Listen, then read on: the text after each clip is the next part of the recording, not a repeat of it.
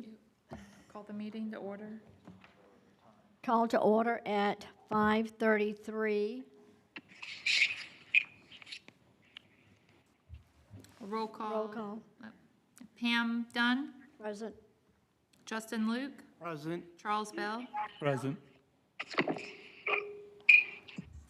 and Joe, can you do Mr. Colombo, can you do the oath of office? You want to do that right now? Yeah. Okay, sure. I guess in alphabetical order, so Mr. Bell, if you could stand, please. Microphone. Sure. This is the town oath as a board member.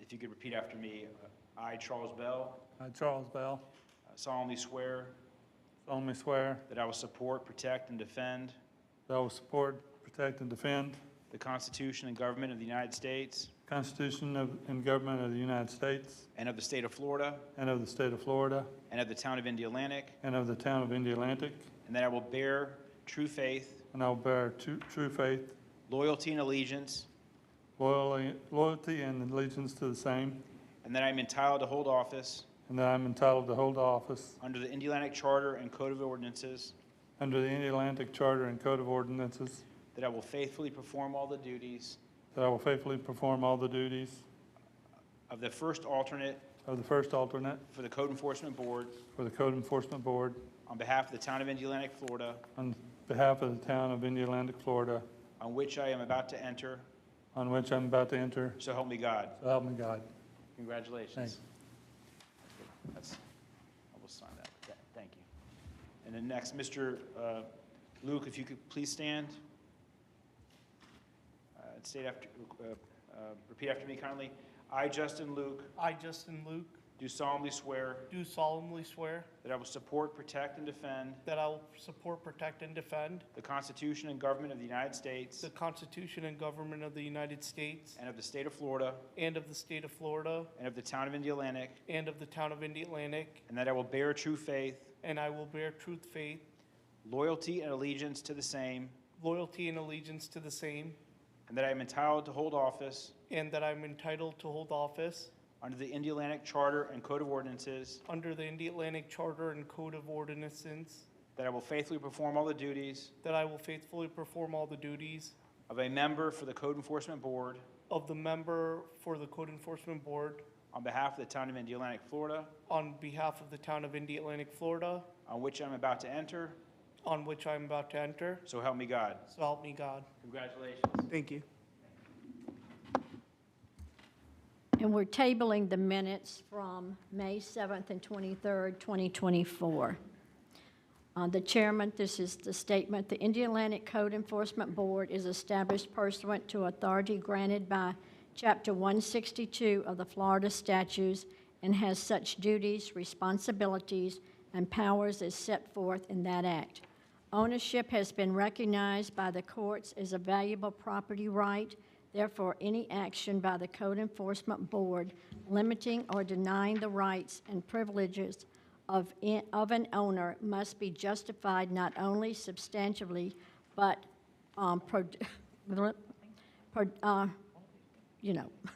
formal duties of evidence shall not apply, but formality, due process shall be observed and shall not govern the proceeding. Due process means nothing more nor less than the right to a full and fair hearing before this impartial board with a full and complete knowledge of the charges made and with the adequate opportunity to prepare defense. The defendant has the right to legal counsel, the right to testify, the right to confront and cross-examine, and the right to appeal. All participants in this hearing shall be sworn. The Code Enforcement Board is meeting at this time to determine whether or not there has been violation in this particular case of any town ordinances. And the violation case is 25005.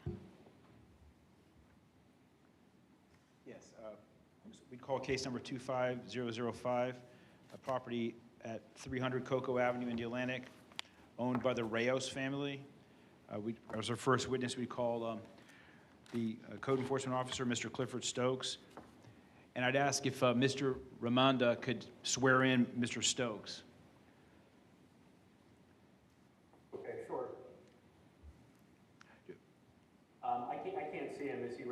He is ready. He's ready. He's at the dais. Yeah.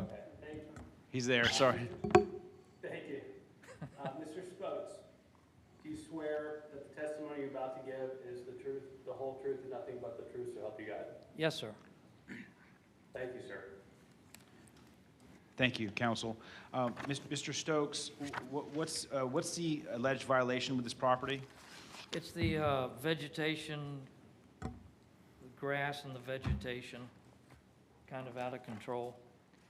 Standing here today, how high is the grass in the front yard for this property? I'd say knee-high. Okay. And how long has this problem been going on for? It's been a while. This particular started back in September 16th of 2024. So it's been basically a year? Yes, sir. Okay, all right. And have you been in continuous contact with the Rayos family up in Chevy Chase, Maryland? I have with Joseph Rayos. Okay. Is your understanding he's the representative for the family that owns this property? Yes, sir. Okay. And was Mr. Rayos put on notice as to these proceedings this evening? He was. Approximately how many times have you talked to Mr. Rayos over the last year? Today would be the third time in the last 2 weeks. And how long ago did you last talk to him? I think it was last week. No, I'm sorry. How long ago this evening did you talk to him? Oh, it was at approximately 3:30. And once again, he's aware that tonight's proceedings are taking place involving his property? Yes. And then, could you tell the board, please, does Mr. Rayos admit that the property is not in violation? He does. He acknowledges it's in the state that it's in. And he said he has someone to clean it up. And I asked him, do you have a contract to keep it going, making sure to keep it serviced? And he said yes. So he was waiting to get an answer from the gentleman, hopefully tonight, is what he said. So I think he understands the urgency. And he's going to have a contract to do exactly what? The initial cleanup, to trim everything, cut the grass, get it back where it looks acceptable, clean. And did he tell you a price quote that he received for that service? He said $350 for the initial cleanup, and then I didn't get the price for the contract on the rest of it. Okay. He didn't give me that. Okay, so, and did you explain to Mr. Rayos what the process would be moving forward, that he would be held in violation tonight? I did. I told him we were going forward with the meeting, and it would most likely be found in non-compliance. And I said, the sooner you can get it cleaned up, the better, because it's going to, otherwise fines are going to be assessed if it's found guilty. And So- did you ask Mr. Rayos for a time frame to complete the service? I did. I'm assuming he would get it done within a week. Okay, all right. And so, once again, since you've been in touch with Mr. Rayos, is your understanding he's clearly on notice that tonight's proceedings are taking place? Yes. Okay, that's your testimony under oath? I left 2 messages. I left one on 9/3. I left one on 9/16, and then which was yesterday, and then I spoke to him today. Okay, and this was your third phone call with him? Yes. Okay, and is the house sitting empty? Yes. Okay. Do you have a recommendation to the board as to how much time to give? I believe you already stated it, but how much time do you recommend to the board to give to Mr. Rayos to mow the lawn? I think give him a week to turn it around, and if it doesn't happen, maybe meet again next month and assess fines. So are you asking the board this evening to hold the Rayos family in noncompliance, give them a week to correct the issue, and if not, come back and decide a fine to be imposed? Yes. Okay. And you explain that to Mr. Rayos? Yes. I have no further questions for Mr. Stokes. I don't know if the board has any questions. So he's signed a contract, you said, with somebody that's going to clean up the whole yard, mow. Trim take- the trees. Trim the trees, the lot's gonna be clean, and we're giving him a week. And if he hasn't completed that within a week, then we come back next month, Yes. correct? Okay. Any questions? I think next Wednesday would be a good day. And if we give him a week and we meet next month, he still has all this time till next month to clean it up? Well, we would, It would be in violation. Yeah. it would still be in violation, but I don't know if the fines could be back. You would have 1 week to take corrective measures, and then after the week, we would ask, that we would, in a month, we would ask that fines start to accrue when that 1 week has lapsed. So Okay. if he doesn't, Yeah. Are those, if he doesn't come in compliance within a week, then on the 8th day, we would ask that It backtracks. we get Yeah. fined, correct? Right. Whatever amount you deem appropriate. Yeah. would that be like weekly, daily fine, or Probably daily. We usually do it daily, but it's daily? the board's discretion. Yeah, okay. Yeah. But we're really, since the family does live in Maryland, and we're really asking this, holding that they're in non-compliance, so that if they trip up and they don't keep the place maintained, when they come back, there'll be held as it'll be a second violation, where the fines can be increased much more. Be a repeat. Repeat offender, it's a little, adds a little more bite to the bark. So what kind of shape is the house in? The house itself, I don't know. I've never been in it. Yeah. But the outside is, a lot of areas, it's hard to see the house. Okay, okay. So it's basically kind of like abandoned. It's overgrown, yes. Yeah, it's overgrown, yeah. I pass by it every day walking my dog. It is overgrown, Yes. yeah, yeah.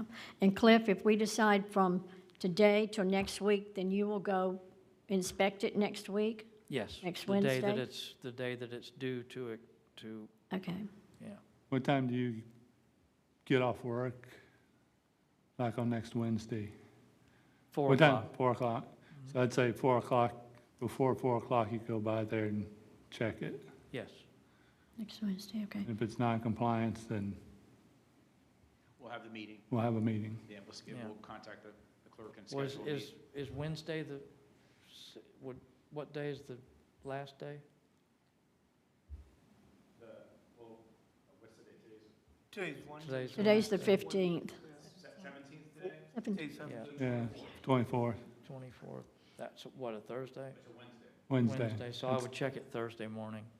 Okay, Give him the full week. Right. Yeah. okay, Yeah. And then if they're in compliance, we just want to have the meeting. okay. Yeah. Right. Okay.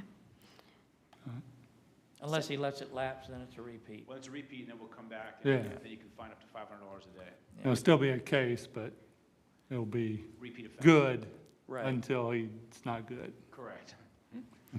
Do we have a motion to find them in violation? And then after next Thursday, we'll come back in a month, and if he still hadn't done it, that's the second violation.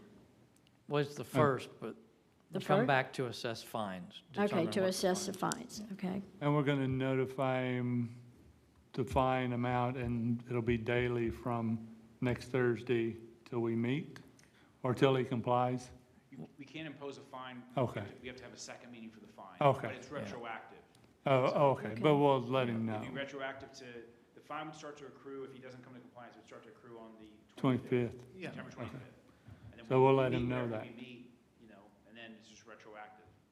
And will you be going by, I guess, daily after Thursday to see when he's in compliance, or? That wouldn't be daily. Okay. It's up to him to comply, so if he's gonna need to contact us if he, When he's in compliance? right. So under state law, it's the burden's on the property owner to contact the town and say, hey, I'm in compliance now, because we don't have Oh, the okay. staff to go out there daily. Okay, Because, all right. and until they do that and tell them ask them for reinspection, until he All right. reinspects and says they're in compliance, the fine's gonna run. So that's the way it works for all these cases, because we just Okay. don't have the staff to go by there. Yeah, And does he have to contact you in writing? Can it be on No, the he can call phone, or me. text, or call? Okay, but he has to contact you. Yes. Any questions? No? Okay. That it? Well, I guess we need to have a vote on your, someone's gotta bring a motion, but if Oh, council, Yeah, Madam Chair, yeah, you would need to make a motion. I'd suggest the motion be that you find that there is a violation, that you're giving him 7 days up until Thursday, September 25th, 2025, to come into compliance with the city's code. For every day after that, you can assess a $250 a day fine. It can be less than that, but that's the max. And if he's not in compliance by September 25th, as has been stated, that will begin to run. And at the next hearing, the fine will actually be imposed.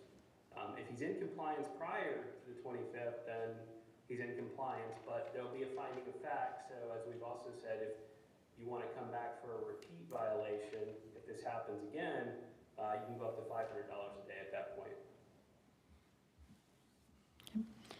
In the view of the evidence and testimony by Cliff presented to this board, case number 25005, I move that the respondents, Rayos and Burbank, noted persons be found in violation of Town Code Section 103286, and that responsibility be given 7 days to come into compliance. And what fine would be daily after that 7th day? $250 a day.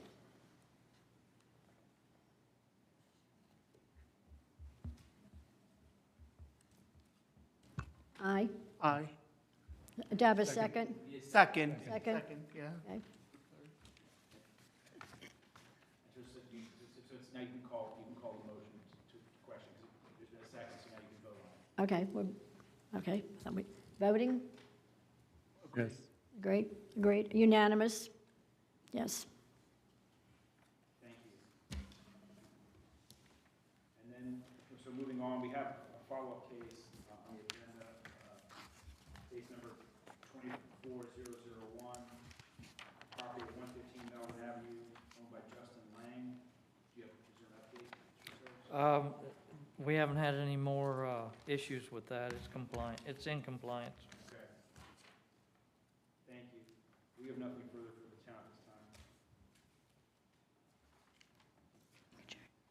Meeting is adjourned at 5:58.